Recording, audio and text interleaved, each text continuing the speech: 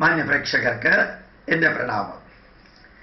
നമ്മുടെ കേരളത്തിലെ എല്ലാ രാഷ്ട്രീയ പാർട്ടിക്കാർക്കും ഒരു ധാരണയുണ്ട്, ഇവിടെ ക്രിസ്ത്യാനികൾ വോട്ട് ബാങ്ക് ഉള്ളവരാണ്, മുസ്ലിങ്ങൾ വോട്ട് ബാങ്ക് ഉള്ളവരാണ്.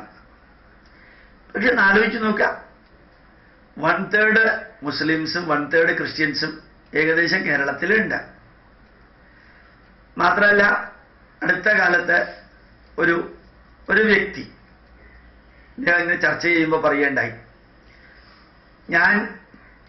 ഞാൻ ഏത് ബൂത്തിലായിരുന്നോ പ്രിസൈഡിംഗ് ഓഫീസറായിട്ടിരുന്നത് അവിടെ ഏതാണ്ട് 950 വോട്ട് ഉണ്ടായിരുന്നു. 950 വോട്ടിൽ 250 വോട്ട് മുസ്ലിങ്ങളുടെ ആയിരുന്നു. മുസ്ലിങ്ങളെല്ലാം വോട്ട് ചെയ്തിട്ടുണ്ട്. 60 വോട്ട് ഏതാണ്ട് ക്രിസ്ത്യൻസിൻ്റെതായിരുന്നു. അതിൽ 50-55 പേര് വോട്ട് ചെയ്തിട്ടുണ്ട്. ബാക്കിയുള്ള 500-600 പരം വോട്ടുകളിൽ ഒരു 250-300 പേരെ വോട്ട് ചെയ്തിട്ടുള്ളൂ. ബാക്കിയുള്ള ഹിന്ദുക്കൾ വോട്ട് ചെയ്തിട്ടില്ല. അത് ഒരാൾ റിപ്പോർട്ട് ചെയ്തു. ഈ ക്രിസ്ത്യാനികൾ വോട്ട് ചെയ്തു, മുസ്ലിങ്ങൾ വോട്ട് ചെയ്തു. അതിൽ ഭൂരിഭാഗവും ഈ UDF ആണ്, കോൺഗ്രസിന്റെ കൂടെ നിൽക്കുന്നവരാണ്. വീണ ജോർജ് എന്ന് പറയുന്ന CPM-ലെ പ്രവർത്തക അവരുടെ ഇടവക പള്ളിയിൽ ഞായറാഴ്ച ചെന്ന് പ്രാർത്ഥിച്ച് അവരൊരു സന്ദേശം കൊടുക്കാൻ പോയപ്പോൾ പള്ളിക്കാർ ബലമായിട്ട് അവരെ പിടിച്ച് പുറത്താക്കി. CPM-ന്റെ പാർട്ടി ആയതുകൊണ്ട് പുറത്താക്കി. പക്ഷേ ഈ ക്രിസ്ത്യാനികളെല്ലാം UDF-ന്, മുസ്ലിങ്ങളെല്ലാം UDF-നെ ചെയ്തിരുന്നെങ്കിൽ ശരിക്ക് 92 സീറ്റ് ഒരിക്കലും CPM-ന് കിട്ടില്ല. 7-8-9 സ്ഥലത്ത് BJP 2ാം സ്ഥാനത്ത് വരില്ല. ഒരു 3-4 സ്ഥലത്ത് CPM, 3-4 10-12 സ്ഥലത്ത് CPM വളരെ അടുത്ത് UDF-ന്റെ അത്ര തന്നെ വോട്ടിന്റെ വളരെ അടുത്ത് വന്നിട്ടുണ്ട്. അപ്പൊ കഴിഞ്ഞ പ്രാവശ്യം UDF വന്ന് ഇപ്രാവശ്യം LDF വരാൻ ക്രിസ്ത്യാനികൾക്ക് ഒരു വോട്ട് ബാങ്ക് ഉണ്ടായിരുന്നെങ്കിൽ, മുസ്ലിങ്ങൾക്ക് ഒരു അസാധാരണ വോട്ട് ബാങ്ക് ഉണ്ടായിരുന്നെങ്കിൽ എന്നും അവരല്ലേ വരേണ്ടത്? എന്തെല്ലാം സൗകര്യങ്ങളാണ് മുസ്ലിങ്ങൾക്ക് ഉണ്ടാക്കിയത് തന്നെ സൈലന്റ് ആയിട്ട് 5 വർഷം കൊണ്ട്. എന്തൊക്കെ എത്രായിരം ഏക്കറാ ക്രിസ്ത്യാനികൾക്ക് ഇപ്രാവശ്യം സൈലന്റ് ആയിട്ട് അവർ പിടിച്ചു വാങ്ങിയത്. എന്നിട്ട് എന്റെ UDF ജയിച്ചില്ല. അപ്പൊ യഥാർത്ഥത്തില് വോട്ട് ബാങ്ക് എന്നൊക്കെ പറയുന്നത് പുറത്ത് പറയാമെങ്കിലും അല്ലെങ്കിൽ എല്ലാവർക്കും അവരവരുടേതായിട്ടുള്ള വോട്ട് ബാങ്കുകളൊക്കെ ഉണ്ട്. ക്രിസ്ത്യാനികൾ ഒരുമിച്ച് ചേർന്നാൽ എന്ത് വേണമെങ്കിലും ചെയ്യാൻ സാധിക്കുന്ന ധാരണയൊക്കെ തെറ്റാണ്. മുസ്ലിങ്ങൾ ഒരുമിച്ച് ചേർന്നാൽ എന്ത് വേണമെങ്കിലും ചെയ്യാൻ സാധിക്കുന്ന ധാരണയും തെറ്റാണ്. മലപ്പുറത്ത് തന്നെ എത്ര മുസ്ലിങ്ങൾ LDF-ന്റെ ജയിച്ചിട്ടുണ്ട്. അപ്പോ ഈ വോട്ട് ബാങ്ക് എന്ന് പറഞ്ഞ ആവശ്യമില്ലാത്ത എല്ലാ ക്രിസ്ത്യാനികൾക്കും മുസ്ലിങ്ങൾക്കും കൊടുത്ത് അവരെ വേണ്ടാത്ത കാര്യങ്ങൾക്ക് പ്രചോദിപ്പിച്ച് ന്യൂനപക്ഷമാക്കി നിർത്തിക്കൊണ്ട് തനി വർഗീയത പകർത്തിയത് കോൺഗ്രസിന്റെ മുന്നണിയാണ്.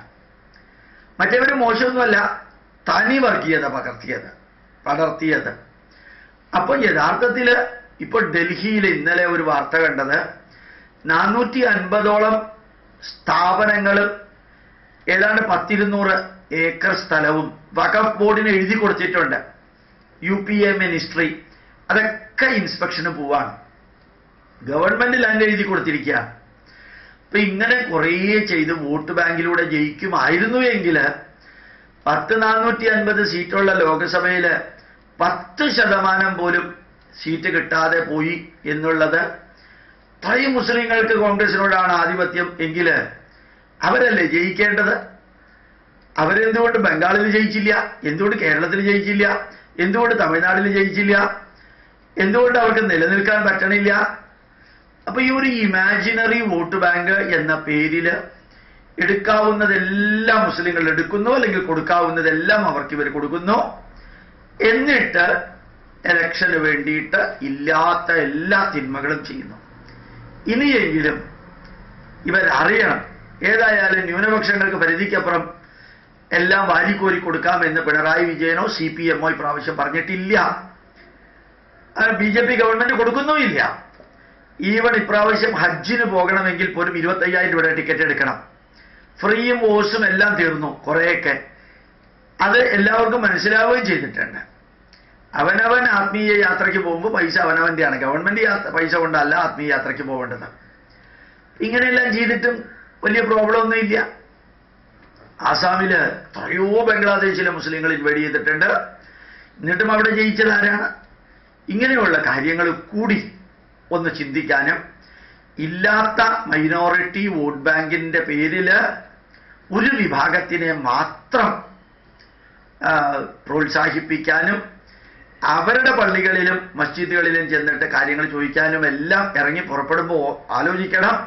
പള്ളിയിലച്ഛൻ്റെ പൊളിറ്റിക്സ് ആയിരിക്കണമെന്നില്ല ഇടവകയിലെ കുഞ്ഞാടുകളുടെ പൊളിറ്റിക്സ്, ബിഷപ്പിന്റെയും മെത്രാന്റെയും കർദിനാളിന്റെയും പൊളിറ്റിക്സ് ആയിരിക്കണമെന്നില്ല കുഞ്ഞാടുകളുടെ.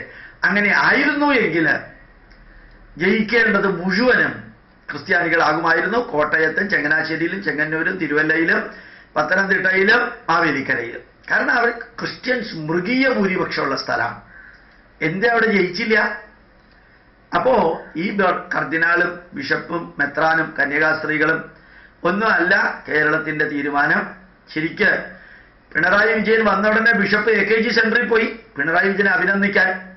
ചെയ്ത പാര പള്ളിയിൽ നിന്ന് ഇടയലേഖനം വഴി ചെയ്ത ചില പള്ളികളിലുണ്ട്.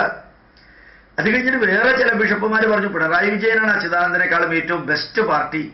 എത്ര പെട്ടെന്ന വീണയുടെ വിഷ്ണുലോകം ആക്കിയിട്ട് വാക്ക് മാറ്റുന്നത്.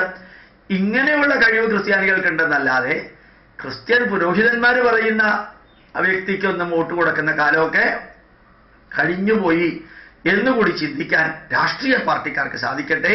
പ്രണാമം, നമസ്കാരം.